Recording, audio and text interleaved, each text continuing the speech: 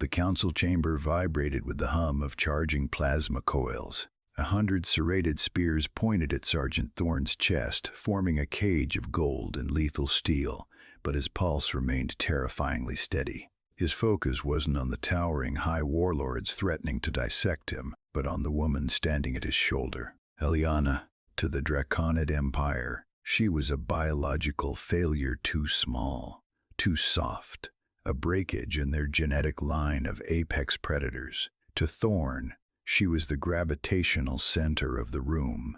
He shifted his weight, the servos in his exosuit whining in anticipation of asymmetrical warfare, and brushed his knuckles against hers. The electric shock of accidental touch sparked between them, a silent promise.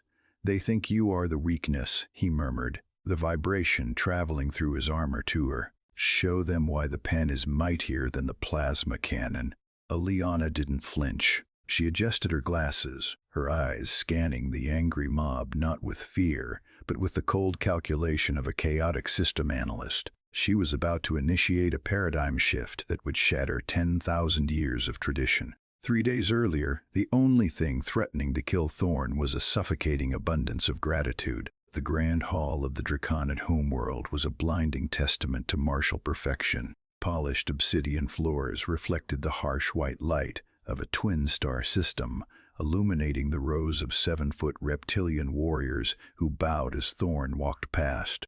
It was a classic HFY moment. Humanity, the squishy newcomers, had just saved the Draconid armada from a rogue AI swarm using reckless improvisation and kinetic ballistics. Now the High Warlord sat on his throne, waiting to dispense a reward based on the strict laws of meritocracy. Thorne stood at attention, feeling the eyes of the court on him. He was a soldier, not a diplomat, and the nuances of interspecies alliance protocols made him sweat more than combat. "Choose," the High Warlord boomed, his voice shaking the banners. 10 heavy cruisers, a sector of resources, the title of War Master. Name your price, human. Thorne's gaze drifted. He looked past the gold, past the weapons, and toward the shadows of the gallery. There, hidden behind a pillar, was a figure draped in simple gray robes, ignoring the ceremony entirely. It was the first time he saw her. She was reading a physical book, an artifact. Intrigued, Thorne had stepped out of formation earlier that morning, wandering the archives where he found her. She hadn't cowered. She had looked up, reciting lines of ancient Terran poetry in perfect English. She was a bibliophile in a culture that burned books to forge swords. In 10 minutes of conversation, he realized she wasn't just reading. She was conducting high-level cultural espionage, decoding human history to understand their chaotic strength. She possessed a terrifying level of emotional intelligence that her father, the Warlord, completely lacked. She was the ugly duckling of a warrior race, a master of xenolinguistics shunned for her lack of physical prowess. But Thorne saw the soft power she wielded, the way she understood the enemy better than the generals understood their own troops. Back in the present, the High Warlord waited. Thorne looked at the 10 battle cruisers projected on the holoscreen, enough firepower to level the moon. Then he looked at Eliana, who was watching him from the gallery with a guarded, lonely hope. He realized then that brute force wins battles, but empathy wins wars. "I reject the ships," Thorne said, his voice cutting through the hall. Gasps rippled through the crowd. The Warlord leaned forward, confused. "You reject power?" "No," Thorne said, turning to point directly at the shunned princess. "I claim the rights of the victor to choose a partner. I want her." The silence that followed wasn't heavy. It was sharp, brittle, and dangerous. Thorne had just tried to trade a fleet of warships for the one thing the Draconids considered worthless, effectively insulting their entire value system while claiming diplomatic immunity. He saw Eliana freeze, her book clutching tight to her chest. It was the first time anyone had offered her validation, the first time a warrior saw the woman, not the weakness. The High Warlord stood, his hand going to the hilt of his blade. "You mock us, human. She is nothing." "She is everything you are missing," Thorne countered, stepping toward the throne, his hand hovering over his sidearm. "And I'm willing to fight the entire council to prove it." Thorne's tactical HUD flashed red, mapping 18 fatal strike points on the guards encircling them.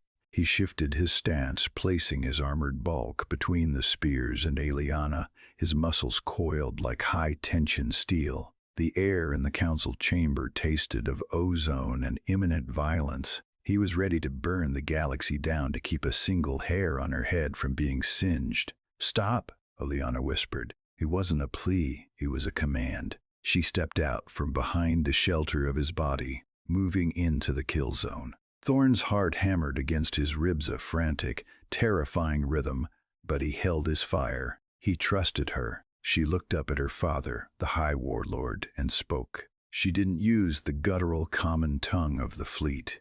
She spoke in High Draconic, a dialect dead for centuries, the sounds rolling off her tongue like crushing stones. "The First Codex, Article 9, she recited, her voice amplifying through the acoustic architecture of the room. "True meritocracy is not merely the strength of the arm, but the sharpness of the mind. To deny a strategist is to invite defeat." The warlord froze.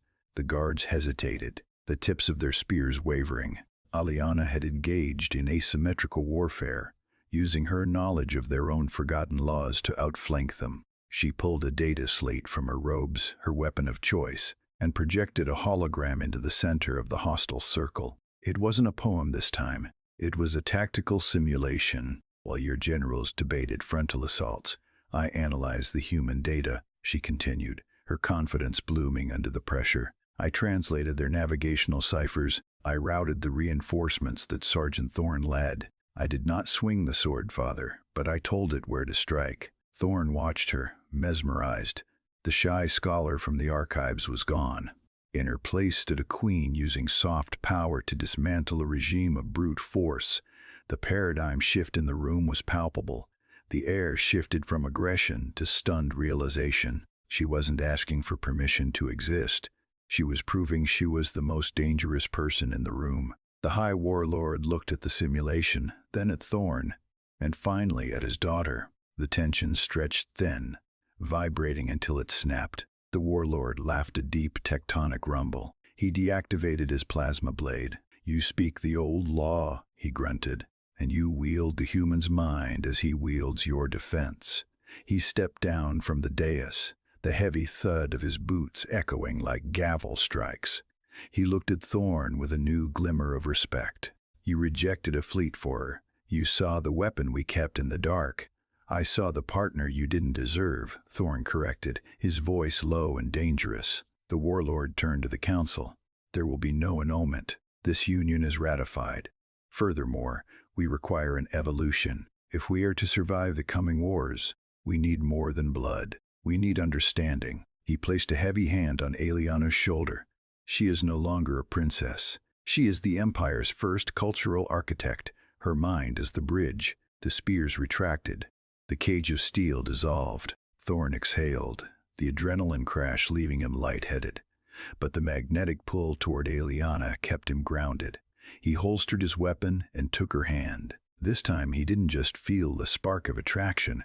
He felt the solid, unbreakable connection of an interspecies alliance that would reshape the sector. She looked up at him, her eyes bright behind her lenses, a triumphant smile breaking through her stoic mask. "We make a good team, Sergeant," she said. Thorn squeezed her hand, feeling the calluses of a warrior against the ink-stained fingers of a scholar. "We're not a team, Aliana. We're a revolution."